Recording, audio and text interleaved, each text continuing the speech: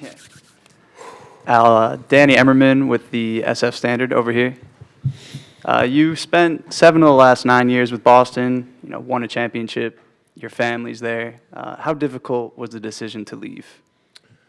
It was very difficult. Boston became a second home for me, and just being in that community and being part of that city was something very special for me and my family. So it wasn't an easy decision for me to make. And how seriously did you consider retiring? Not at all. I knew I wanted to keep playing. Anthony Slater with ESPN. How are you? Why did you choose the Warriors? What do you see with this opportunity? It's a great opportunity to compete and to win at a high level. When I think about the Warriors, I think about Steph and Draymond and Steve Kerr and seeing Jimmy Butler here, what he did in that second half of the season last year after the trade and how they're playing. For me, if there was one place that I was gonna leave was for this. Like I said earlier, it wasn't an easy decision for me to leave Boston, but if there was the place, it was this one, and it happened, and I happened to get this opportunity, so I jumped at it. Demetrius Johnson with KALW Radio. AL, as you enter year 19, what's the key to longevity physically, mentally, emotionally, and spiritually? I'm glad you asked that question. For me, my faith, it's what holds me, what carries me strong, and that's where it all starts with me. That's where I lean on, and that's where I find my strength. And then besides that, you do what everybody else, tells you to do. Take care of your body, make sure that that you're getting your sleep, nutrition, all those things, and it's a lifestyle that you have to embrace in order to be able to continue playing at a high level. I understand the challenges. It's much more difficult the older that you get, but that's where the discipline comes in and the commitment to the daily work, and you have to enjoy this. You have to enjoy this grind and this process, and I still enjoy it a lot. Joseph Dicus with the San Jose Mercury News. How do you see yourself fitting with Draymond Green, not just offensively, but on the defensive side of the ball? Steve Kerr said you're someone who defends the middle, is kind of a stopper in the back. How do you see yourself fitting on defense? Well, very well. Draymond is an elite defender, defensive player of the year. All defense for many years. Just a guy that knows how to play, that's going to make the game easy for me. And he's somebody that I've been leaning on a lot just since I've been here, just trying to learn from him, ask questions, trying to get as familiar as I can, as comfortable as I can, especially on the defensive end. And he's just a very smart player that just thinks the game, and he sees things very clearly. So for me, I don't think it's going to be an issue, and I'm just going to be, I'm going to be trying to learn from him as much as I can, any opportunity that I can. And how different do the Warriors do things defensively, or just as a scheme compared to other teams you've played on in the league or seen around the league? How different are they? It is different. With some of the rotations and how we want to defend and the things that we want to take away. So I'm here trying to get acclimated quickly, and today was a really good first day of practice for me, and I just have to continue to take all the information and try to get caught up to speed with what's expected of me. Hi, Al. Janie McCauley from Associated Press. Welcome. What was this like for you the last few months when there was so much uncertainty around the Warriors' free agency period because of Kuminga's stalemate? And did you just sort of hold out faith that you'd be here with these guys eventually when the timing was right and to get going? And I'm sure it was a little bit strange as well. Yeah, definitely a lot of emotions, a lot of questions, especially trying to make a decision. And for me, more than anything, I wanted to make sure that my family and everybody was stable and in place, and that was the biggest thing. Once I knew that we were taken care of, and as far as that my family was good, then everything else, was kind of easy. But it was definitely a very odd off season, just kind of waiting and seeing what's going to happen, seeing what's going to take place. Just my whole focus was on my training and preparing myself and making sure that I was in the best place for when the season started. Tim Kawakami, Pacific Standard. You've obviously matched up against the Warriors in some huge games, obviously Boston, but I remember some big games with Atlanta too. How well do you know these guys? You mentioned talking to Draymond. Did you have pretty good relationships with them even before this summer? And like, do you feel like you're just can fold right into a very veteran group too? How do you fit into all that? Yeah, like you said, we've had our battles over the years. I did not have a relationship with any other guys here. Usually when I'm on a team, I don't.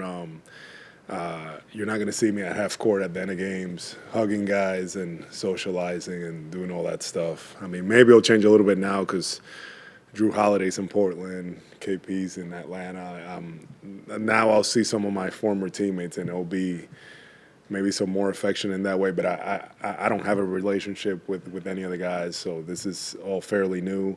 But the respect from my end is there with them, with what they've done, as competitors, competed against them obviously at the highest level. But now that that we're teammates, I'm quickly trying to get acclimated and quickly trying to find this Warrior way. That's it's new to me. But I'm just I'm excited for this opportunity that I'm getting, and to be here. Nick Friedel, The Athletic. If we all agree that talent is most important, as a guy who's won in college, won at the highest level in the pros, what is the through line for championship caliber teams? Yeah, that's a good question. I think there has to be connectivity. I feel like that's you have to find that chemistry within the group. It's not so much about you do need the talent, but I feel like it's not so much about the names and the things that you have. You have to be able to put it all together. And that team, that particular year, you have to be able to to figure out how to play with one another and really understand that the team, it's very unique in itself. And I think that when you have success, it's when you're able to, as a group, to find how to play together, how everybody's understanding that there's a goal at task and nothing else matters. There's no individual numbers. There's anything else like that. You're playing to win, and when everybody's moving in that same direction and looking in that same direction, I feel like that's when you have a pretty special group, a pretty special team, and usually that's when you're successful. Hey Al, how you doing? Sam Gordon, San Francisco Chronicle. New number for you this year, number 20. Any significance to that? Not really. A lot of the numbers were taken. 42, obviously, great. 15, Geese is 15. And then with the national team years ago, I wore 10. Jimmy has 10. So 20 felt right. No particular reason. I showed it to my kids. They liked it, so we went with it. Thank you. Mm-hmm. Hi, Al. Chris Alvarez from ABC7 here in the back. Welcome to the Bay. You were talking about your family, how important they are. What was their reaction when this all went down? You're coming to San Francisco, and are your kids excited that you're teammates with Steph and Dre and Jimmy now? Yeah. A lot of conversations with my wife and a lot of walks and before making the decision and everything. And then once we told the kids, they were definitely surprised. We were pretty settled. But I think once time started to pass a little bit and they knew that that I was coming here, and that I was going to be playing with, with Steph, my son right away. He's very excited about it. He's very excited about, being here and learning. He loves basketball history, and he knows he's at the age that he kind of understands a little more. My girls are excited, but he really gets it. So it's they're all pretty excited. Hey Al, Dalton Johnson, NBC Sports Bay Area. Just want to know your thoughts about the historical narrative surrounding the ages of yourself, Steph, Draymond, and Jimmy, and what you guys can prove to the naysayers when it comes to that. Yeah, no, it's fair. It's an older group, no question about it. But it's funny because I feel like I've been getting called old since like 30. I remember when I signed with Boston that first extension. I think Brad said something like, "Oh, you're the oldest guy on the team," or something like that. At 30, and I feel like that narrative's been following me every year, and it is true. But we have a very solid team. It's not only the four of us. We have a lot of depth in this group, and a lot of the young guys I feel are going to play a big role in it. And for us is staying the course. Obviously health plays a big part in it. And I think that the focus is on the season and getting better. But I'm excited. I know that those guys take care of themselves. They're going to do everything they need to do to be on the floor, and we have a lot of experience. Hello, Kareth Burke, NBC Sports Bay Area. Your old Boston teammate, Luke Cornett, said he's the best teammate I've ever played with, just a great leader. What are the things that make a great leader? And will that come naturally, or might it be just a little awkward as a new guy in the room? Luke is great.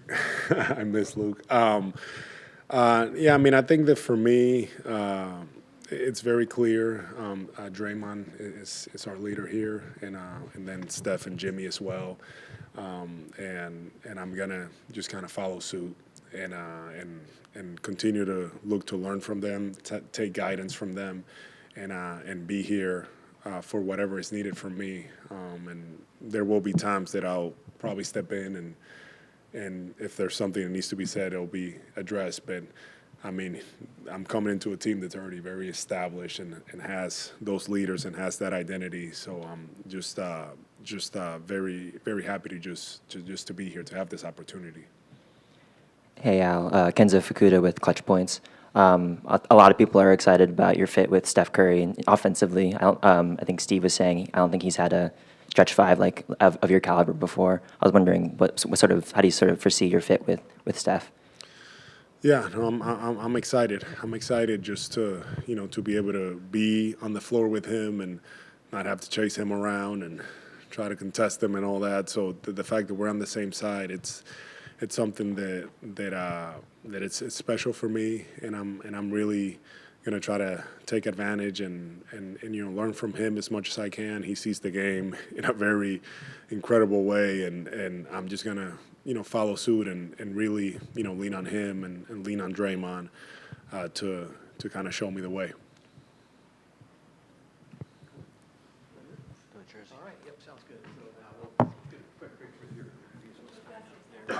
And then,